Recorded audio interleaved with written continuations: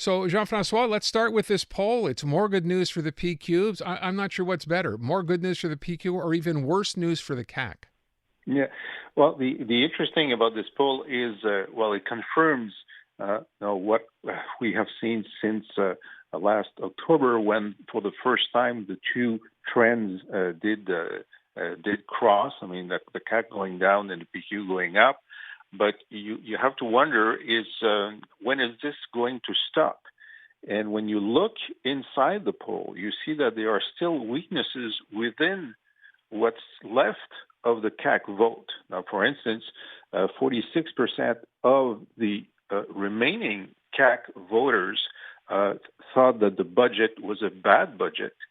You still have about 30% of the of this vote that is unsatisfied with the government, and you still have 20% of the current CAQ vote that feels Plamondon would be a better premier. So you still have room for the fall of the CAQ to continue. They haven't gone to their core vote yet. By the way, did I not see this, or is this wrong? Didn't they also say in this poll they think that Gabriel Nadeau-Dubois would be a better leader than François Legault? François Legault still beats Nadeau-Dubois just by 1 point. Ah, okay. So that's the next poll. You're looking ahead. Of course, my bad. Look, seriously though, so you kind of wonder at some point. Yes, a budget came out; it's a huge deficit. I understand why people would have obviously reacted that way. But then we were talking earlier with Jim Meny just after 4 o'clock, and he's sort of reached the point where he says at this point, for the CAQ to get anything, in other words, of support, sustained support, he believes François Legault would have to go. Do you agree? Well, and be replaced by who? The only person that seems to have a sway would be Geneviève Guilbeault. Or Christian Dubé, perhaps? Well, Christian Dubé, we're sure that he's not going to run because he's going to finish his mandate and leave. And there was a lot of talk about whether or not he would finish his mandate. I believe he will, but certainly he does not have it in his body to run for the leadership of the CAQ. Okay. And so if you go to Geneviève Guilbeault, she's a staunch federalist, and so it's going to be harder for her to lead a coalition that has a number of sovereigntists or very firm nationalists within the coalition. So it's really you wonder whether or not this party will live and die around Legault, and if it can survive Legault's departure. So it's a real conundrum. So their plan or their hope is that the economy will get better, interest rates will get down, inflation will get down, education and health, everything they wanted to have as a means of bettering the situation, they do have. So we'll see if their plan works or not. And within 2 years, they still have time that the tide will turn, and they obviously hope that Plamondon will make some gaffes and basically have his own troubles. That's all wishful thinking, but time is on their side. Well, let me follow up on that. I think that's interesting. You just said unless Paul St. Pierre Plamondon basically commits some gaffes. So what does he have to watch out? What should he not be doing?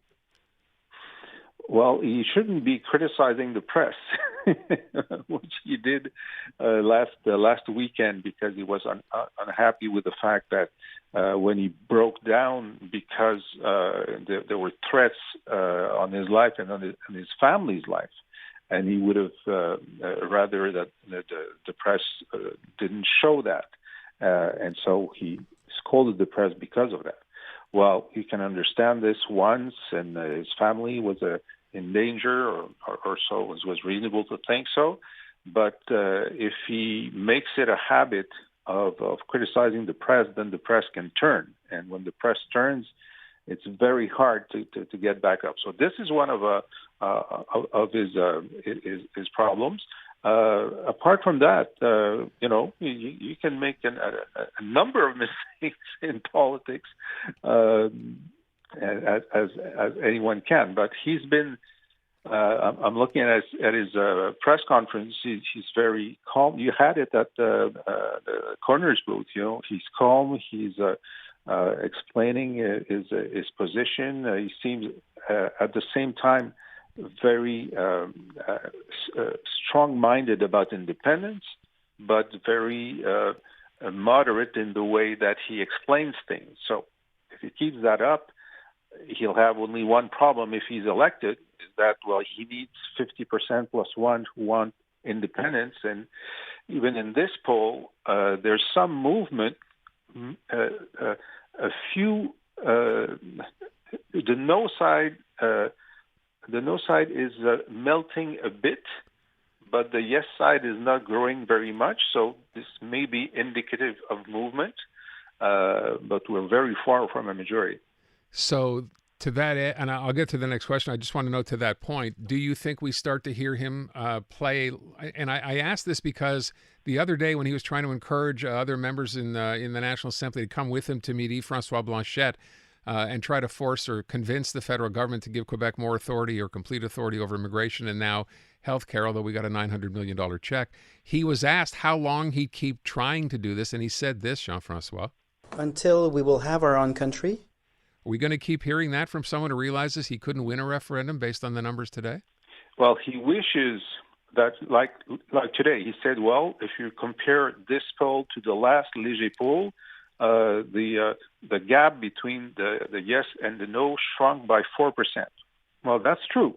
That's true. When you look at the longer trend, for in the last 2 years, the gap is lower now than it was before.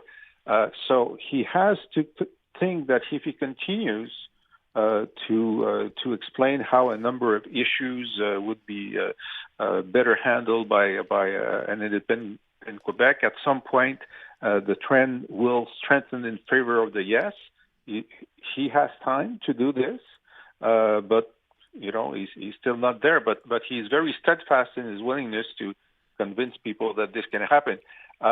He's going to be at the Université de Montréal, I think, next week. He was at the Université de Sherbrooke 2 weeks ago, and they had to change venue because the crowd was too big. And that's new for PICO leaders. It used to be a current thing that no students would come, but the Québec solidaire is more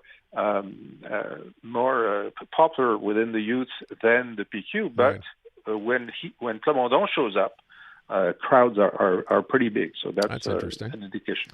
Last thing, because he's going to be joining us in about 50 minutes from now, I'm curious what you make of the announcement yesterday by Anthony Housefather that he's in reflection now about his political future. Well, I'm not sure if he thinks that he could win an election as an independent in his riding. That's a very big question. Now he's been very open about his disagreements before. It's clear that he has very little future as a minister or anything, because that's not very well tolerated dissent within the Trudeau government. But I give him kudos for courage. But I'm not sure. I think he has to decide whether he can have more of a voice as a dissident inside the caucus and being reelected than home and not being reelected. All right, and we will leave it there. As I said, Anthony Housefather joins us just after the 5:30 news. Jean-François, thank you. Appreciate it. We'll talk to you next week.